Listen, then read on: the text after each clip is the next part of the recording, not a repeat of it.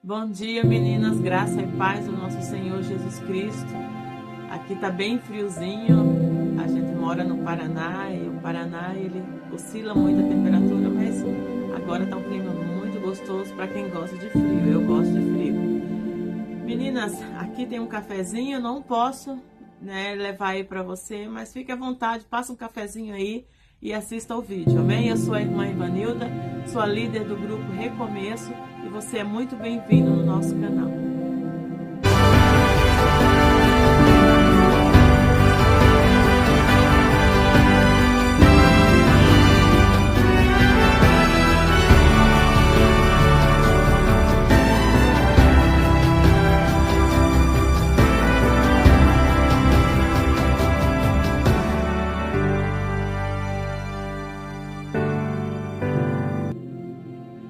Minha querida, vamos continuar com o nosso estudo, com a nossa série de estudos sobre batalha espiritual. E hoje, como já prometemos, o nosso estudo será sobre o seu oponente. Eu quero que você abra a sua Bíblia. Se você não tiver com a Bíblia em mãos, anote no papelzinho. Mas eu digo sempre, verifique o que estão falando para você. Nunca acredite de pronto no que estão falando. Não é que eu duvide do que eu estou falando, é que você tem que duvidar do que eu estou falando. Você não pode absorver tudo que tem na internet. Gente, tem muita gente boa na internet, mas tem muita gente famosa, doutores falando abobrinha, infelizmente. Eu quero que você abra a sua Bíblia. Se você não tiver com a Bíblia em mãos, anote no papelzinho, mas eu digo sempre, verifique o que estão falando para você. Nunca acredite de pronto no que estão falando. Porque não temos que lutar contra a carne e o sangue, mas sim contra principados, contra as potestades, contra os príncipes das trevas deste mundo, contra as hostes espirituais da maldade nos lugares celestiais. O mundo espiritual é bem organizado e nós já falamos disso. Mas vamos orar e Deus vai tomar conta desse trabalho, desse estudo. E Ele vai falar ao teu coração. Senhor, nós te agradecemos. Em primeiro lugar, Deus Pai Todo-Poderoso, te agradecemos porque nós estamos na sua presença. Pedimos a direção do teu Espírito Santo. Pedimos que o teu Espírito Santo fale ao nosso coração. Que não seja eu, que não seja a minha sabedoria, mas que seja o teu Espírito Santo fazendo com que seja pronunciado palavras que vão de encontro à nossa necessidade, que vão de encontro a tudo aquilo que nós precisamos saber para lutar essa batalha. E que seja para a tua glória. Amém. Principados, potestades, hostes espirituais da maldade, aonde? Nos lugares celestiais. O que são principados? Principados é a categoria mais alta, que seja a patente mais alta do nosso exército, vamos dizer assim, só para você entender, esses principados. Eles são demônios dominadores, eles são demônios que controlam regiões, sabe? Que controlam países. Não tem aquela delimitação de fronteira como nós temos a nossa fronteira. Aqui começa o Paraná, daí termina, aqui começa Santa Catarina, termina, não. Regiões pode ser um lugar, uma cidade, como pode ser um perímetro maior, né? Vamos lá. Mas me diga uma coisa, irmã Ivanilda, o diabo existe mesmo? Existem até teólogos que nos dizem que o diabo não existe, que o diabo é uma invenção da cabeça do ser humano para justificar uma maldade dele, né? Para justificar a maldade que existe em nós. E a Bíblia diz que ele existe, né? Nós conhecemos o diabo como Satanás, Lúcifer, querubim ungido do Senhor, né? Ele era um anjo de luz, um anjo feito para a glória de Deus. Infelizmente, meus queridos, nós temos que entender o seguinte, que anjo, ele tem poder. Deus fez os anjos com um certo poder, sim. Não tão poderoso quanto o próprio Deus, claro, mas ele tem poder. Aqui no Ezequiel 28, 11 a 17, marque aí.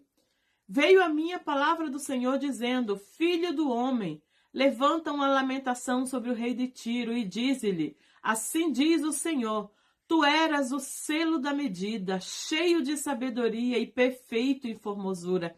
Aqui já está retratando o inimigo das nossas almas, tá?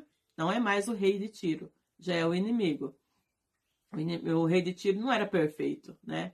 O inimigo foi feito perfeito. Assim diz o Senhor, tu eras selo da medida, cheio de sabedoria, perfeito em formosura. Estiveste no Éden, olha aí, não é o rei de Tiro. O rei de Tiro não esteve no Éden, né? Está falando de Lúcifer. Estiveste no Éden, jardim de Deus, de toda pedra preciosa era a tua cobertura. Sardônia, topázio, diamante, turquesa, ônix, jaspe, safira, carbúncio, esmeralda, ouro. Em ti se fazia os teus tambores e os teus pífaros. No dia que foste criado, foram preparados. Tu eras querubins ungido para cobrir, e te estabeleci no monte santo de Deus. Estavas no meio das pedras afogueadas, andavas. Perfeito era nos teus caminhos, desde o dia que foste criado, até que se achou iniquidade em ti. Versículo 16. Na multiplicação do teu comércio encheram o teu interior de violência, e pecaste. Por isso te lancei profanado do monte de Deus, e te fiz perecer, ó querubim cobridor, do meio das pedras afogueadas. Elevou-se o teu coração por causa da tua formosura, corrompeste a tua sabedoria por causa do teu resplendor, até que se achou iniquidade em ti. Mas o meu querubim da guarda se corrompeu em toda aquela perfeição, sabedoria e formosura. Glória e riqueza me presenteou.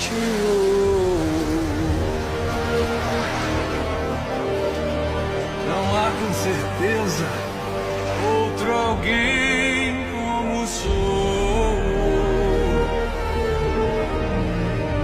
Poder, glória e honra e louvor serão meus. Meu trono e poder vem acima de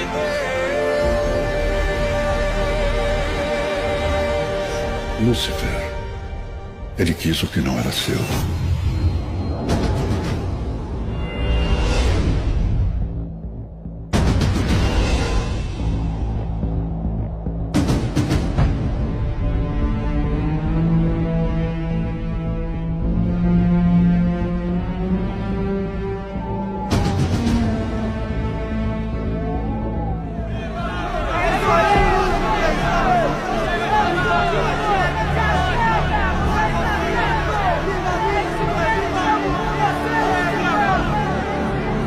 Subirei ao trono de Deus e ali me assentarei.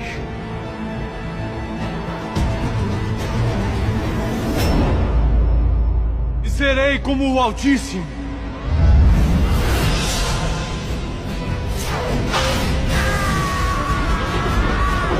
Houve batalha no céu. Lúcifer foi expulso. E todos os anjos que se rebelaram com ele. 1/3 do céu. E esses anjos caídos se tornaram demônios.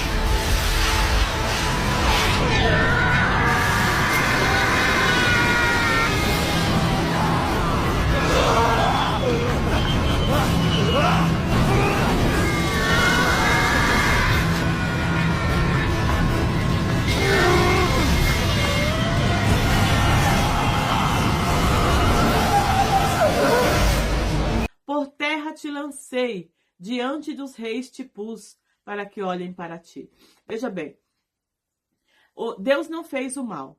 Se você escutar um pregador, um dia eu encontrei, eu participei de um culto, e a pregadora, infelizmente, baseou o estudo dela em que Deus criou o mal. Deus não criou o mal. Deus não é mal, Deus não criou o mal, não existe mal em Deus. Mas Deus criou os seres que Deus criou, tanto anjos como os seres humanos, Deus criou com a capacidade de pensar, de sentir, de decidir. Deus nos deu livre-arbítrio. Nós decidimos o que cremos, decidimos aonde vamos, decidimos a quem servimos, decidimos até o que sentimos. Porque o sentimento ele também pode ser trabalhado e controlado. Então, Deus fez tudo que ele fez. A criação de Deus tem essa capacidade. Eu estou falando das criações vivas, né? Que tem o Espírito de Deus. Não estou falando de uma árvore que Deus criou, mas é inanimado. A árvore tem vida em si mesmo, mas ele não tem o sopro de vida do Espírito que nós temos. Deus nos fez com essa capacidade. E Deus fez também os anjos com essa capacidade de decidirem. Então, eu posso dirigir a minha vida de forma que eu glorifique a Deus. Mas eu também posso dirigir a minha vida de forma que eu viva para glorificar a minha própria carne, ou para glorificar uma outra pessoa, uma outra entidade, né? Eu posso dirigir a minha vida de forma que eu acredite mais no Exu do que em Deus. Que eu acredite no Exu e em Deus, né? Que eu ache que eu estou salvo porque eu acredito em Deus, mas eu também acredito em outras coisas que o Senhor disse que não é para acreditar, que não é para servir. Eu escolho isso, você escolhe isso. Lúcifer se achou muito bonito, muito glorioso, muito perfeito, e ele quis se assentar acima do trono de Deus. Ele quis se colocar como Deus. Apocalipse capítulo 12, versículos 7, 8 e 9 diz assim: Houve guerra no céu, Miguel e seus anjos combateram o dragão e seus anjos. O dragão perdeu a batalha, e ele e seus anjos foram expulsos do céu. O nome do dragão foi lançado, o enorme dragão foi lançado do céu. Ele é aquela velha cobra chamada diabo, velha serpente, Satanás, que engana o mundo todo. Ele foi lançado na terra e os seus anjos foram lançados com ele. Conta-se que pelo menos 1/3 dos anjos do céu foram com Lúcifer. Pelo menos 1/3 dos anjos do céu foram expulsos, perderam a batalha. Veja bem, o diabo estava na presença de Deus Todo-Poderoso. Ele era um ser de luz e ele pensava que aquela luz era dele. Ele era tão lindo e tão perfeito que ele pensava que ele poderia continuar assim mesmo por ele só. Então, nós podemos tirar uma lição para nós disso aí. Às vezes você se acha muito inteligente, você é uma pessoa que faz muito bem o seu trabalho. Eu não estou querendo tirar o seu crédito. Você estudou, talvez, você se preparou, você merece ser honrado pelo seu esforço. Mas glorificar a si mesmo nunca é o caminho para nada. Você tem que aprender a dar glórias a Deus pelas coisas que acontecem e pela pessoa que você é e pela sabedoria que você tem. Não existe nada na nossa vida que Deus não tenha nos dado. A única coisa que nós podemos dar a Deus, que Ele não nos deu, é a nossa adoração. O resto, Ele nos deu tudo. Se você está contribuindo com a obra de Deus, você está devolvendo o que Ele já te deu. Se você é sábio e faz bem o seu trabalho, como já falamos, foi Deus que te deu essa sabedoria. Se você tem saúde, Deus que te deu a saúde. Então, Deus que nos dá tudo, exatamente tudo. O que nós podemos devolver para Ele? Podemos dar a Ele que Ele não tenha nos dado. Glórias ao nome dEle. Louvores ao nome dEle. A nossa adoração é a única coisa que nós podemos dar a Ele. O resto, Ele já nos deu. Tudo Ele nos deu, né? E o diabo, ele ficou nessa de que eu sou bonito, eu sou glorioso, o orgulho tomou o coração dele. O orgulho é muito perigoso, irmãos. O orgulho é muito perigoso. O orgulho derruba as pessoas. O orgulho faz você pensar que você está acima de todos, mas na verdade é um tantinho assim para você cair. Sabe que quanto mais alto você for, maior é a queda.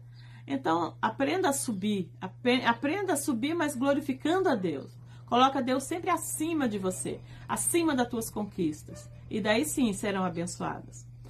Existe um livro na Bíblia que é um dos mais antigos a serem escritos, que é o livro de Jó. Conta-se que o livro de Jó foi escrito ainda antes do livro de Gênesis. O livro de Jó foi escrito para nos dar exemplo do quanto o diabo pode tocar na vida do ser humano. O diabo, ele pode tocar nas suas finanças, ele pode tocar na sua alma, ele pode tocar no seu corpo. Ele só não tem direito quanto à vida, se Deus não permitir, né? E essa permissão de Deus, dele tocar ou não na vida, porque a vida foi dom de Deus, só Deus dá, só Deus tira. A permissão dele tocar na vida está justamente na nossa legalidade em ele fazer isso. Porque nós também somos detentores de quanto nós queremos viver aqui na Terra, sabia?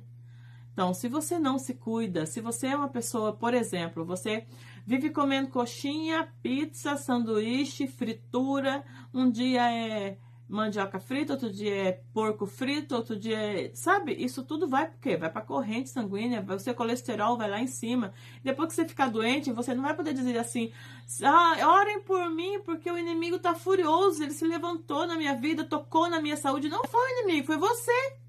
Você não se cuidou, você comeu tudo que não deveria, se entupiu de açúcar. Gente, eu adoro açúcar também, tá? Tô falando para mim, porque quando a gente prega para você, a gente prega para nós também. Então, assim, você não se cuidou e daí se acontecer um problema de saúde nesse sentido, você vai dizer que foi o diabo que tocou? Não foi o diabo que tocou. Você está procurando isso. Do mesmo jeito que você pode colocar uma corda no pescoço e se pendurar numa árvore. É o livre-arbítrio. Deus permitiu e o diabo tocou na família, Jó perdeu todos os filhos, Jó perdeu o gado, Jó perdeu as finanças, Jó só não perdeu a esposa que estava ali só para criticar ele. Certa vez ele estava lá se coçando com um caco de telha, que era a única coisa que tinha sobrado. Imagina só o desespero de Jó, uma pessoa rica, tinha tudo, família feliz, e de repente se acha na sarjeta, doente, se coçando com um caquinho de telha, e a esposa que era para estar do lado dando força, ela estava do lado, mas estava dizendo assim, amaldiçoa teu Deus e morre, é só isso que te resta. E ele disse para ela assim, como uma louca fala, falas tu, né? Porventura receberia de Deus o bem e não o mal? Jó não tinha ciência que não era Deus que estava tocando nele, que era o diabo. A destruição não vem de Deus, a não ser o juízo dele. No caso de Jó não era juízo, não era legalidade. Jó não deu legalidade para o inimigo agir na vida dele. Jó era um servo fiel. Mas foi um exemplo que Deus permitiu para que nós pudéssemos saber até onde o diabo pode ir, até onde está o poder do diabo. Jó, enquanto orava pelos seus amigos, Deus mudou o cativeiro dele. Deus devolveu para ele mais filhos, mais 10 filhos, e ele foi muito mais rico. Ele já era o homem mais rico do Oriente, e ele ficou muito mais rico. Fechando a história de Jó. Aí eu te pergunto, ponto 3, né? Qual a diferença, então, de opressão e possessão? Jó, ele foi oprimido pelo diabo. A diferença é que a possessão é de dentro para fora. O diabo, ele incorpora. O diabo, ele entra na pessoa. Ele controla a pessoa. Ele está dentro da pessoa. Essa é a possessão. Ele chega a falar pela boca da pessoa. Ele toma conta do ser por inteiro.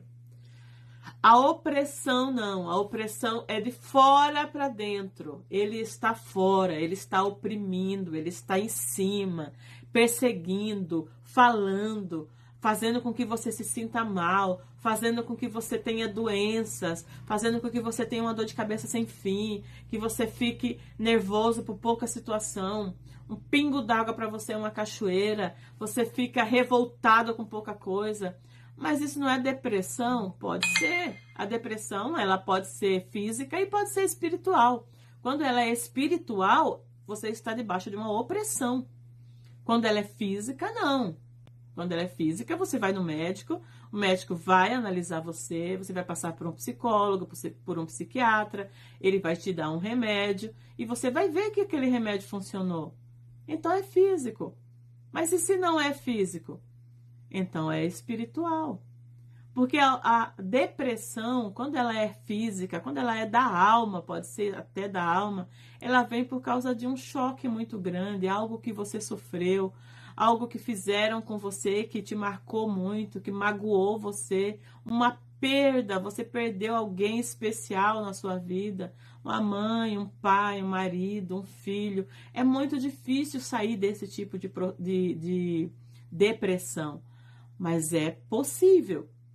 Você não pode se entregar, você não pode achar que a sua vida terminou porque aquela pessoa se foi. É você ser até mal agradecido com Deus. Deus te deu o ar que você respira. Deus te deu o Espírito Santo. Daí você até desacredita da sua própria vida porque aquela outra pessoa se foi. Aquela pessoa tinha um propósito aqui na Terra. Ela tinha que cumprir um propósito. Talvez ela não quis cumprir esse propósito. Tem pessoas que se vão antes da hora porque decidem ir. São as pessoas que se matam. Tem pessoas que vão antes da hora porque elas se envolvem com pessoas que não devem, se envolvem em coisas que não devem, se colocam em situação de perigo.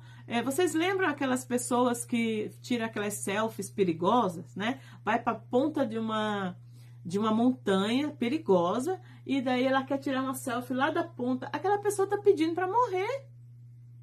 Aí se aquela pessoa escorrega da montanha, cai e morre, daí a culpa é de Deus? Foi Deus que não segurou? Não, a culpa não é de Deus. Deus deu o entendimento necessário para aquela pessoa saber que não era para ir para a ponta daquela montanha, tirar aquela selfie. E ela foi, ela assumiu o risco, entendeu? Se ela assumiu o risco, como que você culpa a Deus? Você não pode culpar a Deus porque você perdeu uma pessoa querida para você. Não pode. Às vezes, por exemplo, tem pessoas que se metem no tráfico, se metem no mundo que sabe que o final dele é morte e é destruição. Daí fica devendo ou arruma uma desavença com alguém lá da boca e a pessoa morre, né? O cara vai lá e mata. Me diga uma coisa, em que Deus tem culpa disso? Se foi ele que procurou isso. É a mesma coisa da alimentação. Mesma coisa da alimentação. Lembra que eu falei agora há pouco? Que você não pode dizer que o inimigo está furioso porque você se encheu de gordura a vida inteira e agora você está com problema de colesterol? É assim. Eu busquei o problema do colesterol. Não é o diabo que está furioso. Então, por favor, aprenda a lutar suas batalhas. Deus tem muito para te dar. Ah, mas a minha vida não é mais como era. Realmente não vai ser nunca mais como era. Minhas queridas, eu perdi o meu pai assassinado. Perdi o meu pai que... eu amava o meu pai. Ele tinha os defeitos dele? Claro que tinha. Ele não era perfeito. Meu pai se envolvia com pessoas que não era para se envolver. Meu pai tinha uma vida distante dos caminhos do Senhor. Meu pai acreditava muito mais no sal grosso na carteira, num galho de arruda, num banho de rosa, do que numa oração feita diretamente ao trono da graça. Ele sabia da história de Jesus, mas ele não seguia Jesus. Meu pai foi assassinado no local de trabalho. Agora eu vou dizer que a culpa é de Deus? Ah, Deus, a culpa é sua. Porque o Senhor deveria ter livrado o meu pai. Puxa, quantas oportunidades Deus deu para o meu pai. Deu muitas. Eu acredito que na hora da morte, Deus pode ter sim salvado meu pai. Porque nós pregávamos para ele. Eu falava a palavra de Jesus para ele. Quase todos os dias. E eu acredito que 1 segundo para Deus é muito tempo. E 1 segundo que ele passou respirando antes de morrer, o Espírito Santo pode ter trazido de volta à mente dele tudo que eu falei, tudo que ele escutou da palavra de Deus. E ele pode sim ter se entregado a Jesus. E eu espero que naquele grande dia eu possa reencontrar o meu pai lá na glória.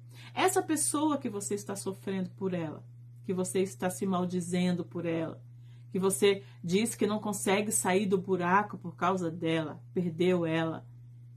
Minha flor, peça perdão a Deus. Se humilhe diante do Senhor. Demonstre para o Senhor todo o amor que você tinha por essa pessoa. Mas diga para Deus, Senhor, eu quero que o seu amor seja maior do que o amor que eu tinha por essa pessoa. Eu quero sentir o teu amor muito além, porque eu quero me encontrar com essa pessoa no céu. Você já imaginou se no final das contas essa pessoa, no último suspiro dessa pessoa, Jesus salvou ela? E daí você está aí se martirizando e sofrendo, e daí você está culpando Deus, e daí você não quer saber de Deus, e você vai para o inferno. Não vai encontrar ele nunca mais, e ele está lá na glória. Pensa, você não vai encontrar porque você não soube administrar essa dor que está no teu coração. Minha querida, meu querido, dor existe. Jesus disse, no mundo tereis aflições. A dor de perder alguém, eu acho que é das maiores das aflições. Mas ela passa, ela tem que passar. Você não vai esquecer a pessoa, mas a dor tem que passar. E você tem que orar, e você tem que jejuar, e você tem que entrar na presença de Deus e dizer, Deus, me ajude a superar, porque eu quero encontrar essa pessoa na glória. Amém? Diga amém comigo, porque Deus, ele pode fazer uma obra maravilhosa na sua vida. E se você não se firmar em Deus, essa pessoa pode estar lá em cima e você ir lá para baixo. Entendeu? Aí você não vai ver ela nunca mais. Coloque esperança no teu coração. Coloque esperança. Deus está te dando esperança. Eu tenho esperança que eu vou encontrar meu pai. Tenha esperança que você vai encontrar essa pessoa. Amém? Então, Jó, ele não ficou chorando chorando as pitangas. Jó não ficou para sempre prostrado. Jó é aquele que se levantou. Deus deu muito mais para ele, né? E ele entendeu que os filhos dele estavam com o Senhor. Vamos lá. Opressão. Ele estava debaixo de opressão. Ele estava, sim, debaixo de uma opressão demoníaca, né? O diabo estava de fora para dentro, oprimindo a vida de Jó com tudo que ele podia. Descarregando as armas em cima de Jó para provar a Deus que Deus estava errado. Mas não foi isso que aconteceu. Por que ele não possuiu Jó, então? Ele estava oprimindo e não estava resolvendo. Então, por que ele não entrou no corpo de Jó? Por que ele não possuiu daí Jó de uma vez? Vamos lá para Jó 2:9. Jó 2:9 diz assim: porque Jó, em tudo isso, não pecou contra Deus, ele manteve a sua integridade. Mesmo sofrendo, mesmo acabado, mesmo na sarjeta, ele manteve a sua integridade. E porque ele nunca deu causa. Em Provérbios 26:2, pode anotar aí, diz assim: uma maldição sem motivo nunca se cumprirá. Se você não abre a porta para o diabo, ele não entra. Se você não dá brecha, ele não entra. Se você não faz a vontade dele, ele não entra. Jó não fez a vontade do diabo. Jó não abriu brecha. Jó não deu legalidade. Jó não abriu porta para o inimigo. O mundo espiritual é cheio de leis, é cheio de regras. Vocês acreditando no diabo ou não acreditando no diabo, a opção é sua, mas ele não vai deixar de existir por causa disso, tá bom? Ele já está condenado. Já está condenado. Como que eu sei que ele já está condenado, irmã Ivy? Ele sabe disso? Ele sabe disso. Lembra que quando Jesus estava aqui na terra, que os endemoniados iam até ele? Ou então, quando Jesus chegava perto, né? O gadareno, por exemplo, ele falou para Jesus assim: o que você está fazendo aqui? Veio me atormentar antes do tempo? Ele conheceu. Os outros demônios, quando eles chegavam perto de Jesus, eles diziam: bem sei quem é santo de Deus. Então, eles conheciam Jesus lá da glória, né? Eles conheciam. Eles sabem da condenação dele.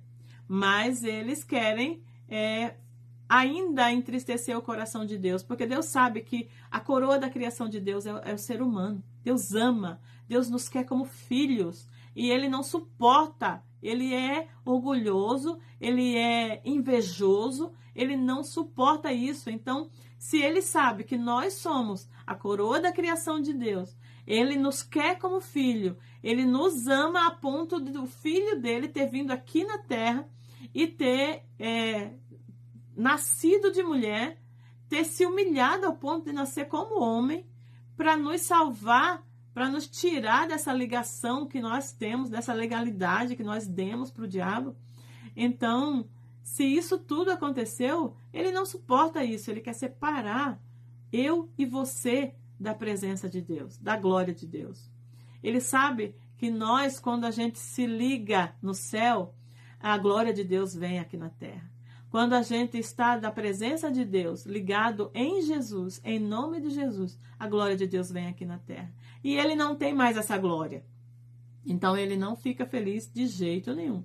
O intuito dele é provar para Deus que ele consegue fazer a humanidade adorar ele. Lembra que ele quis até fazer Jesus adorar ele lá no deserto? E olha, o pouco de tempo que ele está aqui, o pouco de tempo que ele resta, ele quer destruir você. Até quando ele te dá alguma coisa é para destruir, sabia? Porque até a possessão do diabo mudou. Antigamente a gente chegava nos cultos e a pessoa que estava endemoniada chegava na igreja e de repente ela se manifestava e você expulsava em nome de Jesus e quase não se vê mais isso. Mas é porque não existe mais diabo? Não, ele mudou a estratégia. Ele mudou a estratégia. Existem vários tipos de possessão. Existe a possessão que cai no chão, que se bate e que sai sim em nome de Jesus, porque Deus deu autoridade para a igreja. Mas existe aquela possessão que é sutil.